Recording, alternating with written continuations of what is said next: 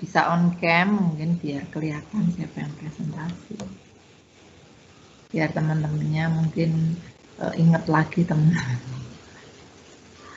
Ya silakan bisa dimulai. Siapa yang memulai ini? Oke, makasih Bu Ida. Sebelumnya teman-teman dari kelompok 6A, Lara, Sanjaya, Arif, dan Syahna bisa on cam dulu ya. Biar teman-teman nggak lupa nih sama muka kita kan. Setahun, friend, nggak ketemu, friend. Yuk bisa on cam dulu yuk.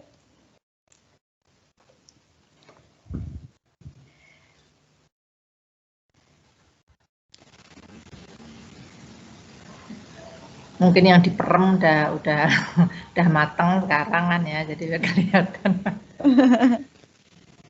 Iya, ya Bu, setahun Bu nggak ketemu. Saya itu anak saya loh kelas 2 itu belum pernah masuk sekolah ya, besok udah naik kelas 3 coba. Yang TK udah naik TK sudah dulu. Ya silakan mulai. Oke, makasih Bu. Oke, langsung aku mulai aja ya teman-teman. Bismillahirrahmanirrahim. Assalamualaikum warahmatullahi wabarakatuh. Selamat pagi teman-teman semuanya. Selamat pagi Bu Ida. Jadi teman-teman, kali ini dari kelompok 6A yang bahas soal liminalitas dan transformasi sosial, kita kemarin ada penelitian kecil-kecilan atau mini case study yang teman-teman juga tahu kita sempat sebar kuesionernya juga. Nah, kali ini kita tuh ngebahas soal analisis kesehatan mental remaja di masa pandemi melalui teori liminalitas dan transformasi sosial. Di sini ada Laras, ada Sanjaya, ada aku, ada Arif, dan Syahna. Selanjutnya boleh buat Laras dilanjutin ya presentasinya. Oke, terima kasih Mufi atas pembukaannya. Baik, di babak pertama pemaparnya oleh saya Ninja Laksana Rasati. Ya, di bagian bab pendahuluan. Selamat pagi Bu Ida dan teman-teman. Jadi di bab pertama mengenai pendahuluan ini, apa sih yang menjadi alasan mengapa kelompok kami ini memilih kesehatan mental menjadi objek ini dalam studi case ini. Nah, yang sudah kita ketahui dan kita rasakan pula bahwa pandemi COVID-19 ini telah masuk dalam kehidupan manusia masyarakat. Kalau di Indonesia kurang lebih sejak bulan Maret tahun 2020 ya, pada saat itu kita masih semester 2, sudah berjalan 14 bulan. Nah, karena pandemi tersebut berdampak pula pada dikeluarkannya berbagai kebijakan. Salah satunya adalah kebijakan PSBB. Apa sih PSBB itu? Jadi secara singkat, PSBB merupakan bentuk regulasi untuk menekan angka penyebaran virus corona. Meliputi apa? Meliputi WFH, terus beribadah di rumah, hingga pembatasan berkunjung. Nah, hal tersebut ini menimbulkan dualisme yang berbeda. Kenapa? Karena di satu sisi diklaim akan menekan angka penyebaran, akan tetapi di sisi lain hal tersebut cenderung akan mempersempit mobilitas masyarakat, sehingga memberi dampak tersendiri terhadap psikis masyarakat. Masyarakat sendiri yang terdiri dari berbagai manusia yang notabene adalah makhluk sosial, mereka butuh interaksi satu sama lain. Selain itu, dalam mini study case ini terdapat studi terdahulu yang dilakukan pada tahun 2020 menunjukkan adanya kenaikan pencarian simptom mental health di internet dan menunjukkan pula adanya kenaikan level stres, kemudian depresi, kecemasan, kesepian, hingga keinginan untuk bunuh diri. Nah, bagian dari masyarakat tersebut salah satunya adalah kaum remaja, kaum seperti kita ini kaum remaja. Nah, mengapa kaum remaja menjadi titik fokus pada kelompok kami? Hal ini karena masa remaja merupakan masa transisi atau peralihan dari anak-anak menuju dewasa yang di dalamnya sangat rentan terhadap gangguan mental, meliputi rasa stres, cemas, hingga rasa ingin bunuh diri karena kondisi yang tidak menentu. Hal tersebut menjadi acuan kelompok kami agar membahasnya lebih lanjut melalui perspektif antropologi psikologi, melalui teori liminalitas dan transformasi sosial dengan objek kaum remaja yang sedang ada di masa-masa produktif. Begitu. Selanjutnya, slide. Oke. Ya, selanjutnya ada di bab 2, yaitu kerangka berpikir, di mana kita akan membahas apa itu liminalitas, transformasi sosial, dan mental illness itu sendiri. Yang pertama itu liminalitas. Teori liminalitas mengatakan bahwa perubahan seseorang dikarenakan pengaruh kebudayaan yang berada dari daerah asalnya menimbulkan seseorang tidak mengikuti baik daerah asal maupun daerah baru yang ditempatinya. Biasanya hal ini terjadi pada masyarakat migran yang telah lama bermukim di daerah baru. Selanjutnya, transformasi sosial. Transformasi berarti perubahan atau sesuatu yang melampaui. Transformasi sosial dapat terjadi dengan sengaja, dapat terjadi dan memang dikehendaki oleh masyarakat. Terus selanjutnya ada mental illness. Mental illness adalah kumpulan penyakit gangguan kejiwaan yang mempengaruhi pikiran, perasaan, dan perilaku seseorang. Gangguan kepribadian ini membuat penderita sulit untuk mengetahui perilaku yang dianggap normal dan tidak. Mental illness pun banyak menimpa kaum remaja. Selanjutnya akan dijelaskan oleh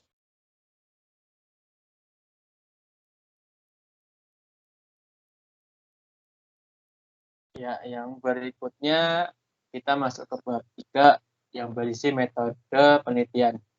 Dalam mini case ini kita menyimpulkan dalam metode penelitian yang pertama ada populasi. Populasi penelitian ini berasal dari mahasiswa, mahasiswi Universitas Diponegoro atau masyarakat atau orang yang berada di luar kampus dengan target minimum yaitu 30 informasi. Target yang kedua ada sampel minimal yang dapat diambil sebesar 20 informan. Namun ya, untuk mendapatkan hasil yang lebih valid maka dalam penelitian ini diambil 30 informan. Yang berikutnya ada sampling. Dalam penelitian ini memakai teknik purposive sampling. Pada teknik ini ditentukan sampel dengan pertimbangan tertentu yaitu remaja menurut pertimbangan kelompok. Yang berikutnya ada jenis penelitian. Pendekatan yang digunakan dalam penelitian ini menggunakan pendekatan kualitatif dan kuantitatif. Berikutnya ada teknik pengumpulan. Data dalam melakukan penelitian ini, penulis melakukan teknik pengumpulan data kuesioner yang disebarkan melalui media Google Form dengan target 17 sampai 25 tahun kepada mahasiswa, mahasiswi Universitas Diponegoro dan atau di luar kampus Universitas Diponegoro. Saya di next. Oke, selanjutnya. Jadi kemarin kita udah ada kuesioner ya teman-teman. Dan targetnya kan dari umur 17 sampai 25 tahun. Nah, untuk selanjutnya kita tuh dari tahun 2020 kemarin semenjak pandemi mulai nggak cuma di Wuhan aja tapi udah menyerang seluruh dunia. Ada kayak tren gitu di internet untuk mencari simptom-simptom soal mental health. Bahkan dari tahun 2020 di berbagai platform media sosial termasuk Instagram, TikTok, dan lain-lain, YouTube, itu udah mulai namanya kayak isu soal mental health itu udah kayak hal-hal yang kita anggap normal sekarang dinormalisasi sama masyarakat modern karena udah mulai naik isunya semenjak adanya pandemi ini gitu. Di beberapa negara studi-studi soal isu mental health ini naik pada level stres, depresi, anxiety, kesepian, dan keinginan untuk bunuh diri gitu. Nah, ada beberapa macam penyebab kenapa mental health ini muncul dan mulai dipahami dan masyarakat mulai menormalisasi isu ini. Karena dari pandemi kemarin ada beberapa kebiasaan yang terganggu akibat pandemi tersebut. Contohnya kita mulai terisolasi, terus adanya ketidakpastian finansial karena banyak orang yang di PHK dan ekonomi yang mulai nggak stabil gitu kan. Terus hilangnya harapan akan masa depan dan berbagai macam ketidakpastian yang terjadi akibat pandemi gitu. Selanjutnya,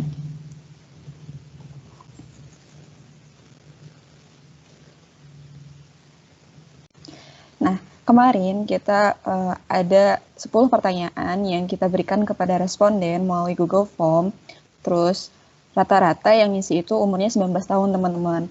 Data yang diperoleh dianalisis untuk menemukan frekuensi seseorang dalam berpergian keluar rumah, karena pas pandemi kita kan di rumah aja, terus karena udah pada limitnya nih, orang-orang pengen banget sih keluar rumah, gimana ngerasain awal-awal waktu nggak ada pandemi gitu kan. Jadi kita mencari data itu, terus frekuensi seseorang untuk karena merasa tertekan akibat di rumah aja, stres, kesepian, bahkan frekuensi seseorang merasa pengen menyakiti dirinya sendiri sampai ide untuk bunuh diri waktu di rumah aja. Kayak yang kita tahu ya teman-teman, di Jepang bahkan ada yang pemerintahnya itu menciptakan menteri baru karena angka bunuh diri yang cukup tinggi akibat pandemi. Namanya Menteri Kesepian. Nah, karena itu yang menjadi pemantik kita untuk menyoroti masalah ini, termasuk di Indonesia. Karena isu mental health juga udah mulai naik daun sekarang.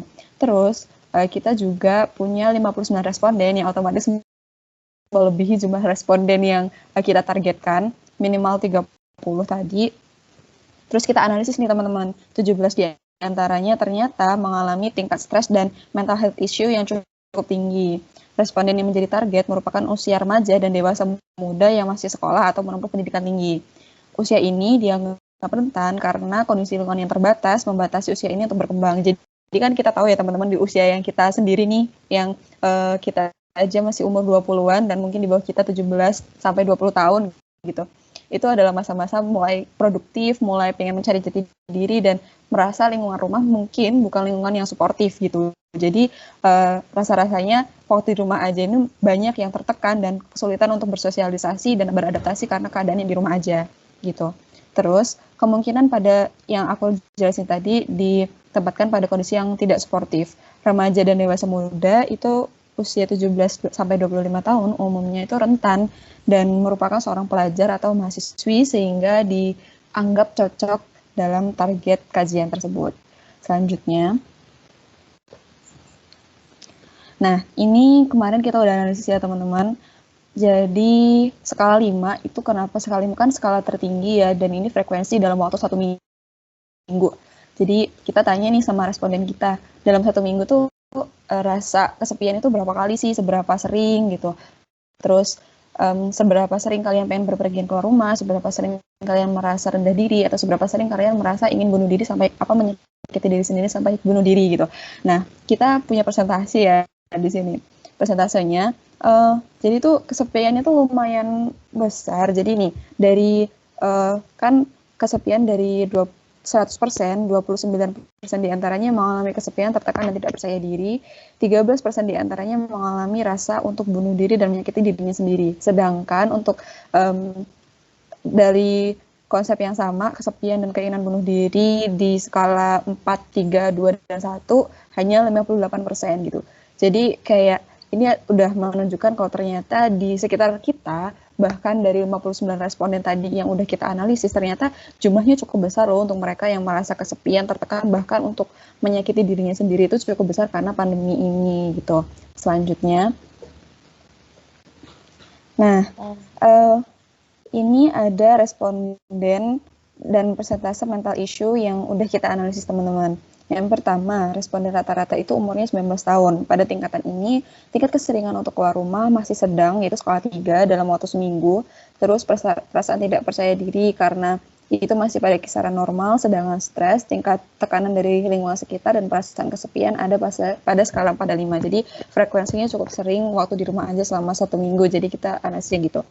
Setelah dianalisis dan dipresentasikan, 35% dari total responden termasuk orang-orang yang sering keluar rumah di masa pandemi.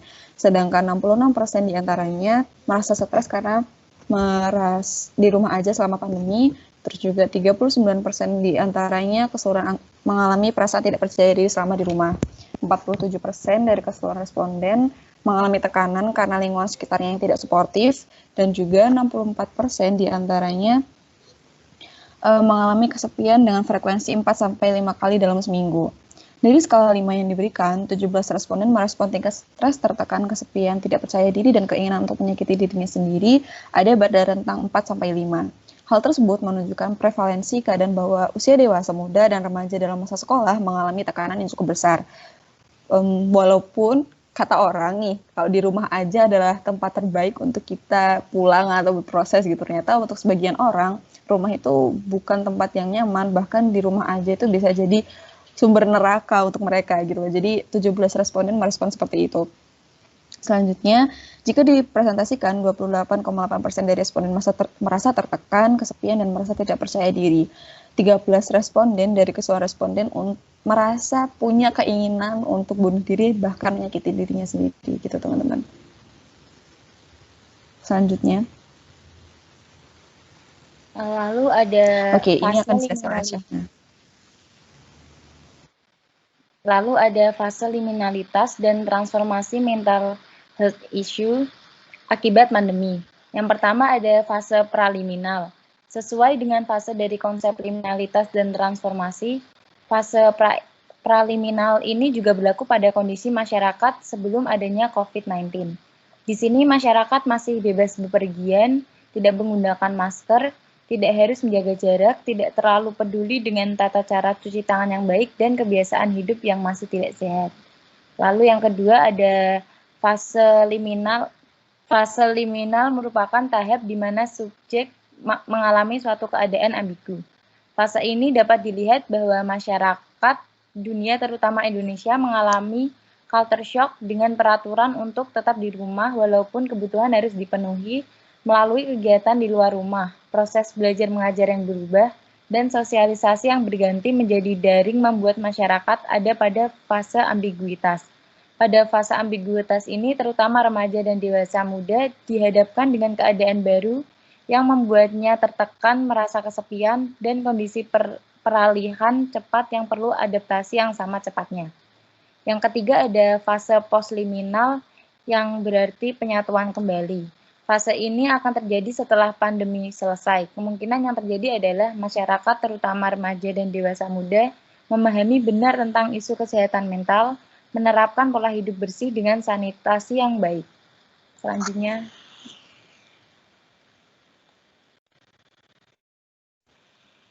Oke, terima kasih Syahna.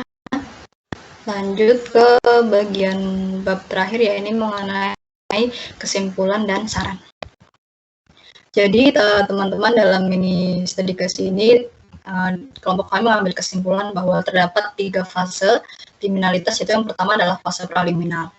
Ya sudah dikatakan Syahna tadi bahwa di fase tersebut ini masyarakat masih bebas bepergian, kemudian tidak menggunakan masker, ya istilahnya sebelum adanya pandemi COVID-19. Nah, kemudian fase selanjutnya adalah fase liminal, yakni masyarakat dunia, terutama Indonesia ini mengalami culture shock karena adanya COVID-19.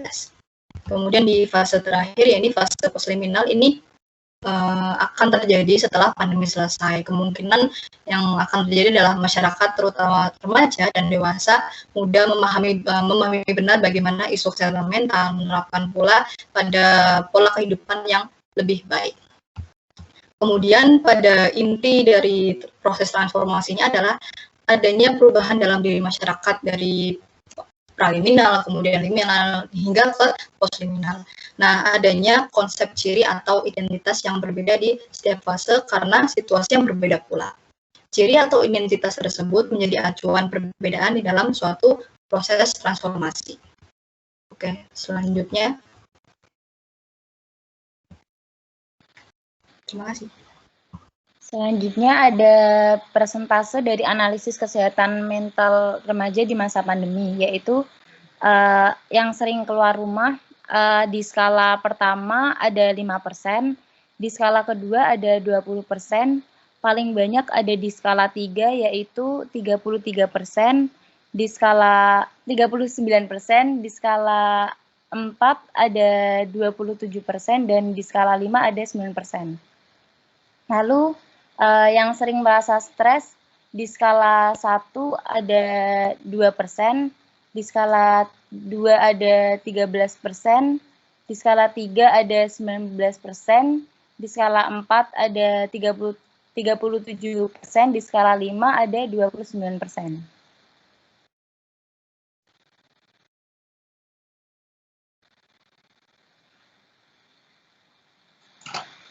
Lalu yang merasa tidak percaya diri di skala 1 ada 13%, di skala 2 ada 22%, di skala 3 ada 24%, di skala 4 ada 24%, di skala 5 ada 17%. yang merasa tertekan karena lingkungan, ada yang di skala 1 ada 17%, skala 2 ada 13%, skala 3 ada 22%, di skala 4 ada 30%, di skala 5 ada 18%.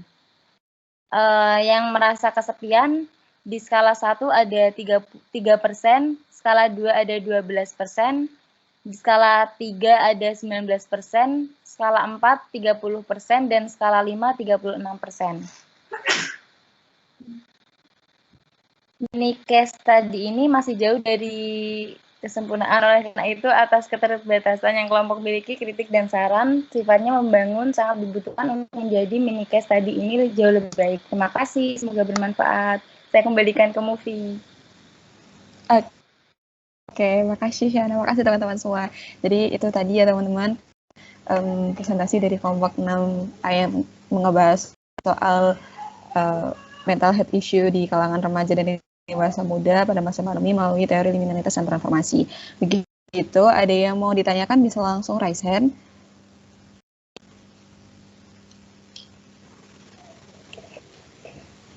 Ya, tanya friend. Baik, terima kasih. Gimana? Ada yang mau bertanya? Oke, Bu. Ada yang Oh, bertanya? ada yang mau Kalau bertanya. nggak ada, nggak apa-apa sih, Bu. Oh, ada. Silahkan. Ini ya, sini. Nggak kelihatan, friend. Ya. Jika Aprilia, silahkan. Sebelumnya suara saya masuk atau tidak ya? Oke. Masuk. Yang pertama, aku nggak tahu nih PPT-nya nggak muncul, tapi aku beberapa hal dengerin sih, dan ini mungkin lebih kayak sesuatu realistis gitu yang terjadi gitu di situasi kampus sendiri, terutama mahasiswa gitu. Banyak banget teman-teman yang mengenai isu mental health sendiri masih self-diagnose, atau dia merasa kalau gue anxiety nih, gue lagi ngalamin hal-hal yang sebenarnya dia belum ke psikolog atau mungkin yang berbau hal dengan kesehatan mental sendiri, tapi dia udah ngediagnosis diri mereka sendiri kalau dia itu anxiety, dia itu stressed out dan lain-lain gitu. Menurut kalian sendiri pandangan seperti itu gimana sih? Oke, makasih Cika. Aku tampung dulu ya pertanyaannya.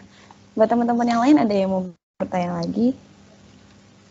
Mufi izin nambahin ya, mungkin ya teman-teman ada kritik saran mengenai mini study case ini. Oke, boleh banget sarannya. Ayo friend. Ya, Kalau nggak silakan langsung teman-teman. on mic aja, Tanya. nggak apa-apa. Iya. Komen boleh ya, komen boleh.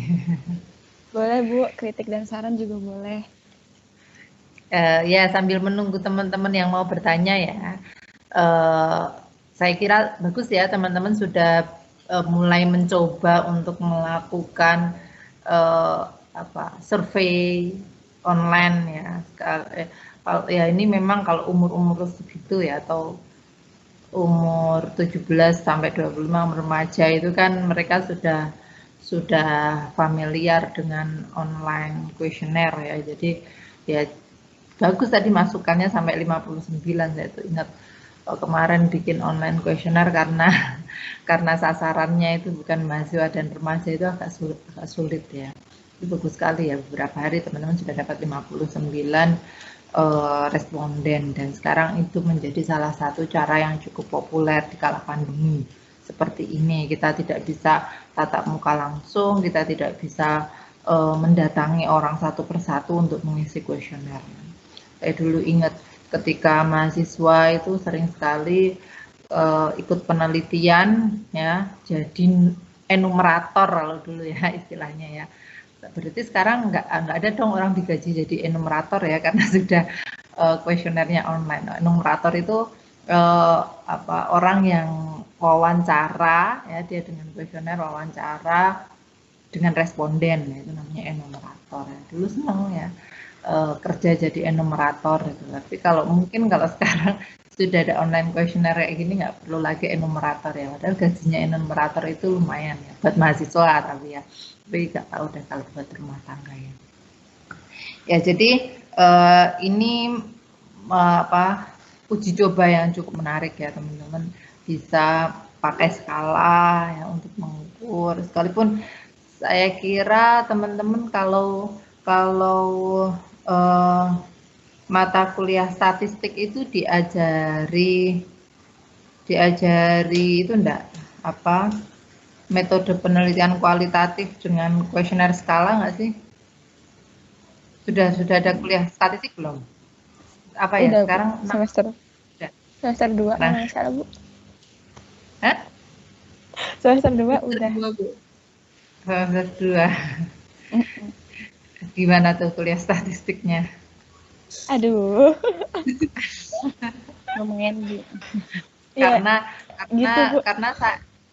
sayangnya ya sebenarnya kuliah statistik itu berguna sekali ya untuk kita sekalipun kita dari antropologi ya. Dulu saya juga merasakan ya mentang-mentang kita itu antropolog jadi kadang kasih kuliah maksudnya statistiknya itu statistik matematik kan ya. Yang dikasih lebih ke statistik matematis kan ya, bukan statistik metode penelitian ya.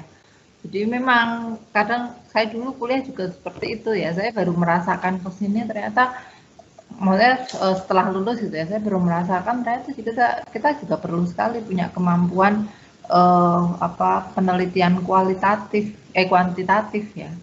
Jadi tidak hanya kualitatif, tapi itu mentang-mentang kita itu antropologi, jadi kuantitatifnya dikesampingkan ya. Padahal itu sangat membantu sekali ya. Apalagi kita kalau respondennya terbatas, informannya masih sulit untuk dicari gitu kan ya, membantu sekali gitu ya menggunakan kualitatif itu ya. Tapi ya kita juga tidak ada dosen yang benar-benar ahli dalam kuantitatif gitu ya.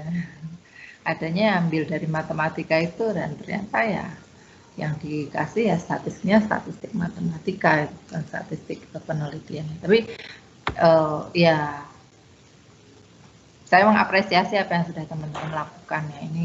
Ini teman-teman yang lain mungkin nanti ya di kesempatan yang lain, di tugas tadi yang lain juga bisa mencoba untuk menggunakan kuesioner seperti itu. Sekalipun tentu saja dalam antropologi kita tetap harus bisa mengkombinasikan dan harus mengkombinasikan itu dalam bentuk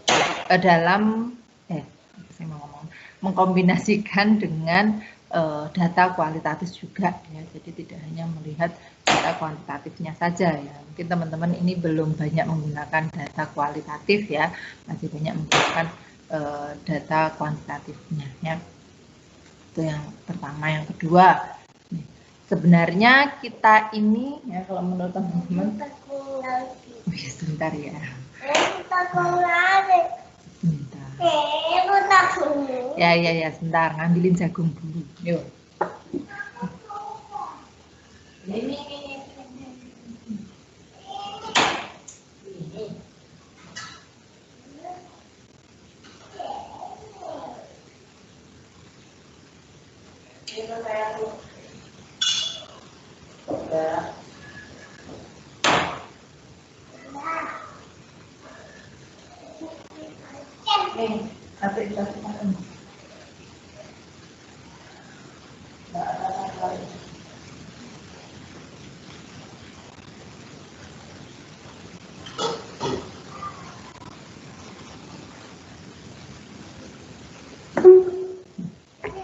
Maaf ya, saya itu pengasuhnya anak-anak itu resign Lebaran kemarin. Jadi saya ini repot, ini belum dapat ganti lagi. Jadi kalau menurut teman-teman kita ini sudah pada masa postliminalitas atau masih praliminalitas sih, atau kita ini sedang pada masa liminalitas nih. Menurut teman-teman kita ini ada di masa mana? Karena yang saya rasakan kondisinya masih sangat ambigu ya. Kalau dalam teori liminalitas itu kan ketika fase liminalitas itu adalah fase-fase yang benar-benar kita merasakan ambigu kan ya. Nah, kalau saya merasa saya sampai sekarang ini masih ambigu ya. Masih belum dapat kepastian semester depan ini kuliah apa enggak.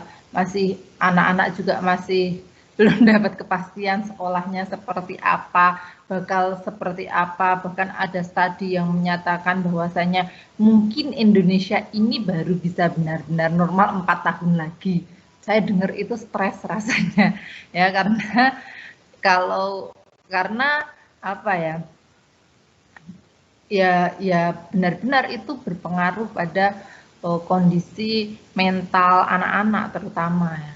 Kalau bagi saya ya, saya ini agak-agak introvert ya, suruh di rumah saja senang banget saya.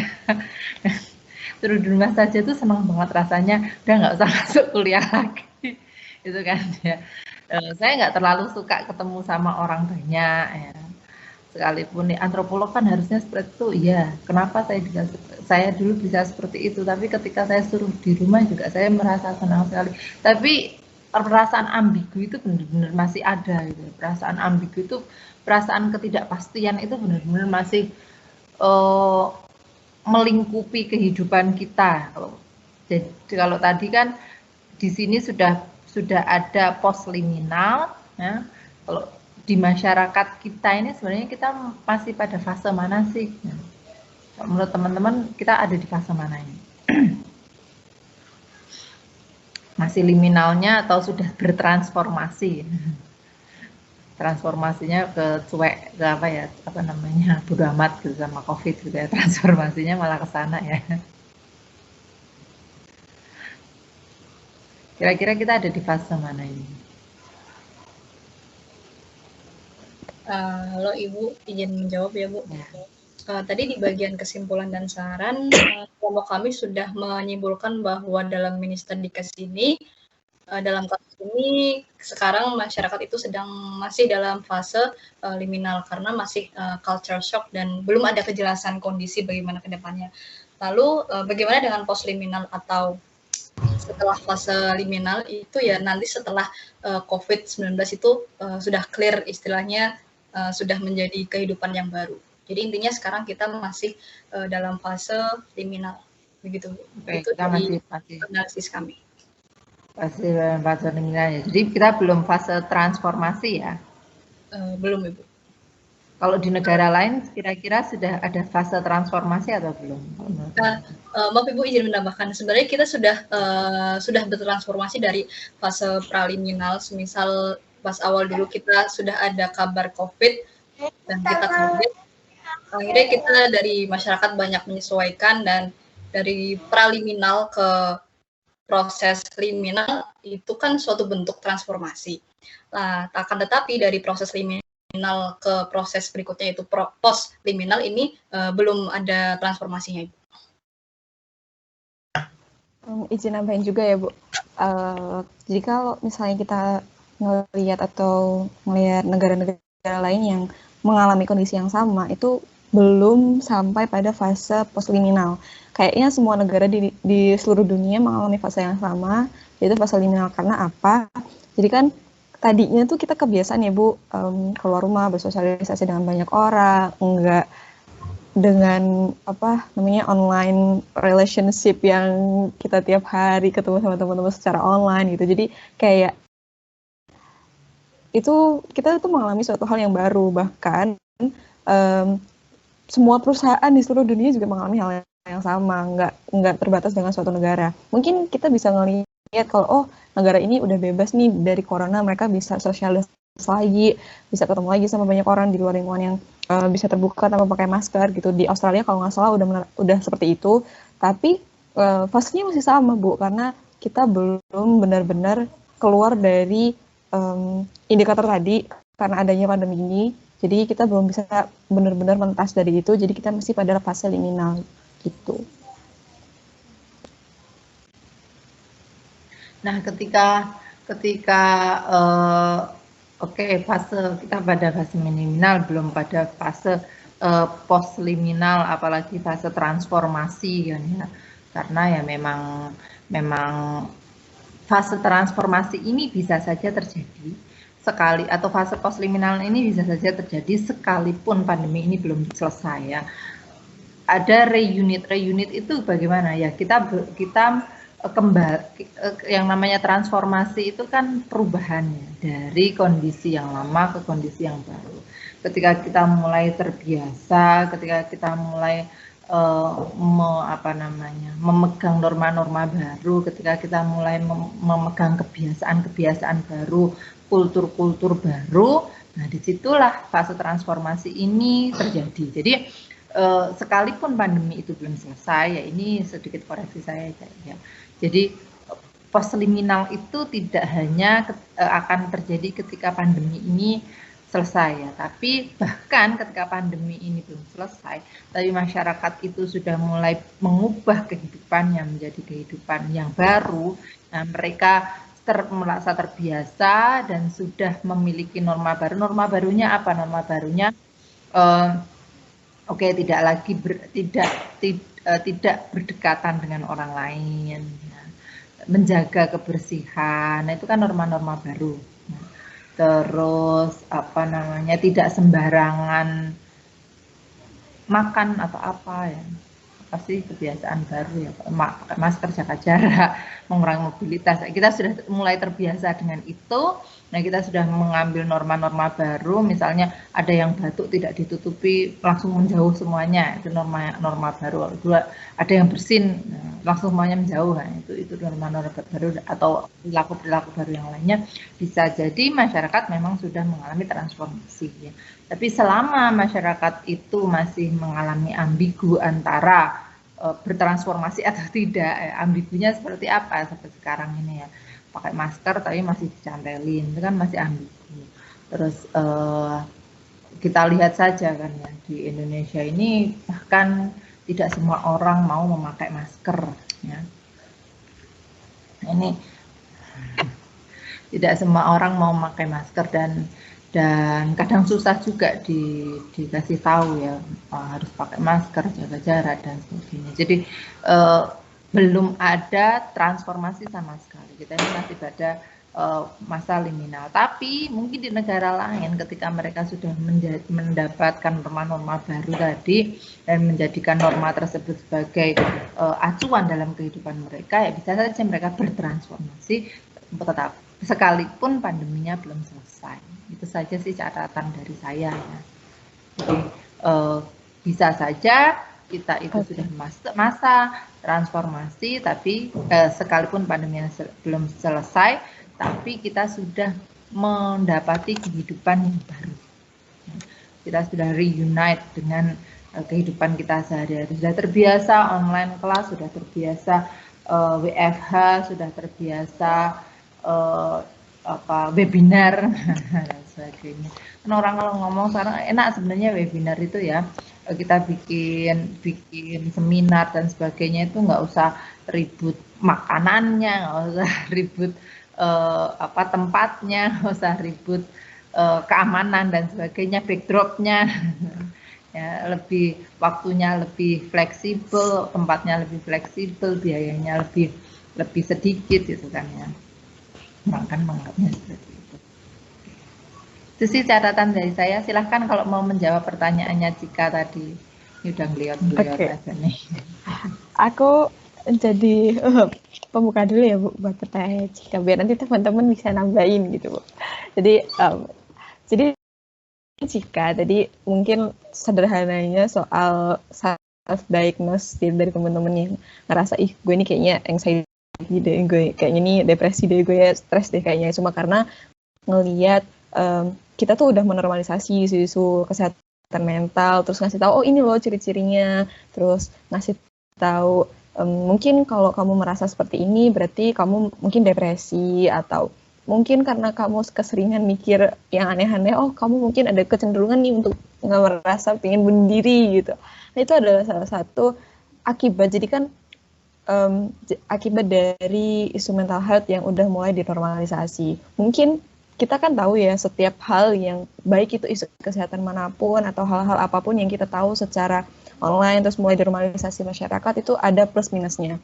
Plusnya mungkin kita jadi lebih aware sama orang-orang yang memang punya isu mental health yang dia udah sampai ke psikolog, psikiater, dan mereka perlu treatment yang lebih lanjut gitu. Jadi kita nggak menganggap itu adalah salah satu hal yang, apa sih kok aneh banget, kayaknya orang-orang kayak gitu harus dijauhin atau apa. Jadi kita udah mulai paham dengan isu itu dan mulai ngerti kalau misalnya itu bukan hal yang harus dijauhi gitu. Jadi kita harus hidup berdampingan dengan mereka. Tapi negatifnya adalah itu self diagnosis tadi. Jadi kita mudah menerka-nerka, sebenarnya gue ini sakit apa sih? Sebenarnya aku tuh kenapa sih gitu. Jadi itu adalah salah satu dampak negatifnya gitu. Mungkin dari teman-teman dari kelompok 6 bisa nambahin, silahkan.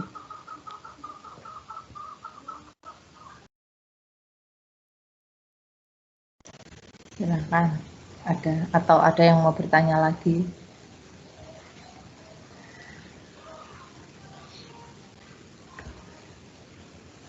Ya karena kita ambigu tadi kan ya, karena perasaan kita ambigu, jadi perasaannya macam-macam, yang dirasakan macam-macam, yang diinginkan tuh macam-macam, yang dirasakan macam-macam, ya. Dan kita tidak bisa, tidak benar-benar ya, kondisi seperti ini ya benar-benar, sekalipun kita suka di dalam rumah tapi tetap stressful ya. Stressfulnya itu pernah saya mencoba untuk sekali, karena anak saya udah teriak-teriak, ayo kita ke mall, ayo kita ke mall. Sekali saya ke mall, tapi udah cepet-cepet buru-buru pulang karena takut, bener-bener takut ya. Apalagi bawa anak-anak kecil kan. Jadi udah ke mall cuma makan sudah, dari itu pulang ya. Yang penting anak-anak udah ke mall gitu kan. Karena dulu ya terus terang ya, kalau punya anak kecil tuh hiburan yang paling enak tuh kan mall, karena kan nggak panas, sampaikannya nggak rewel. Nah tapi udah lama banget, jadi hampir tiap bulan tuh ke mall, udah lama banget. Ke mall kemarin mereka ngajak ke mall, misalnya udah nggak apa-apa lah, mungkin masih lebaran sepi, nggak taunya emang kita datangnya kan pagi-pagi ya, jam 10 udah datang, masih sepi, tapi ternyata jam 12 tuh udah jam makan siang tuh ramai sekali, kita langsung pulang. Ketakutan seperti itu buat saya juga tidak wajar. Kok bisa gitu ya? Saya memang nggak suka ketemu banyak orang, tapi saya tidak pernah setakut itu ketemu banyak orang. Nggak pernah setakut itu ketemu di keramaian tuh tidak pernah setakut itu. Sekalipun tadinya saya juga tidak suka. Saya tidak suka kalau terlalu rame, terlalu itu. Saya nggak suka nonton konser, nggak suka. Saya nggak suka. Gitu. Tapi saya tidak pernah merasakan ketakutan yang sangat karena ketemu banyak orang. Kondisi-kondisi seperti ini ya di masa pandemi ini wajar. Mau kita itu anxiety atau stres dan sebagainya, ya bisa jadi kita memang stres. Hanya saja kita ya untuk mendiagnosis itu memang perlu ke psikiater, tapi kita kan bisa mendiagnosis keperubahan dalam pemikiran kita, dalam pola pikir kita, dalam perasaan kita. Itu kan kita benar-benar ya, sebentar toh sayang, bisa mendiagnosis sendiri. Oke, ada lagi yang mau bertanya? Kalau belum ada yang bertanya lagi, mungkin bisa ditutup. Itu koreksi saya itu aja ya tadi ya. Jadi postliminal itu tidak hanya terjadi ketika pandemi ini selesai ya, tapi ketika terjadi perubahan, ketika sudah terjadi perubahan pola kehidupan masyarakat, ada kebudayaan baru yang dianut oleh masyarakat. Nah itu kita sudah pada titik transformasi. Itu saja. Oke, kalau tidak ada yang bertanya boleh ditutup, silakan. Bentar. Ya, makasih Bu Ida. Ini teman-teman nggak ada yang mau nanya lagi nih, serius. Mau mulai aku tutup kok. Nggak apa-apa, tanya aja. Ini sebenarnya isu yang lumayan santer loh dibahas di kalangan anak-anak dewasa muda, anak-anak remaja yang baru mentas dari masa puber gitu kan. Jadi kayak, ayo bahas aja nggak apa-apa. Yuk tanya, yuk. Aku kasih waktu 2 menit deh, biar teman-teman kalau tanya aja gitu.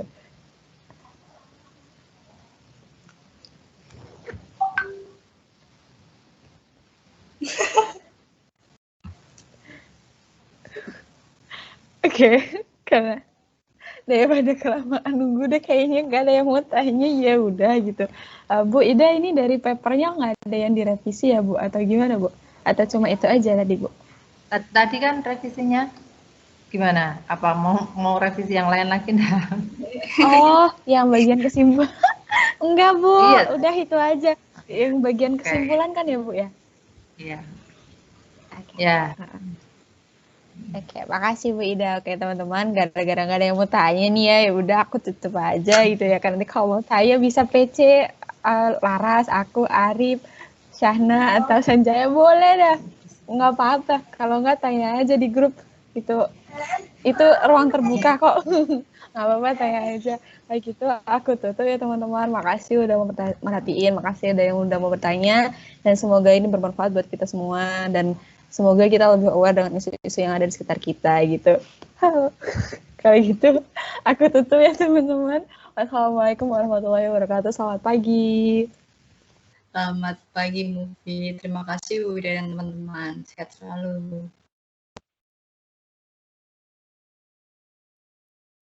Oke, baik, terima kasih. Silahkan selanjutnya kelompok yang kedua. Kelompoknya mana tadi nih?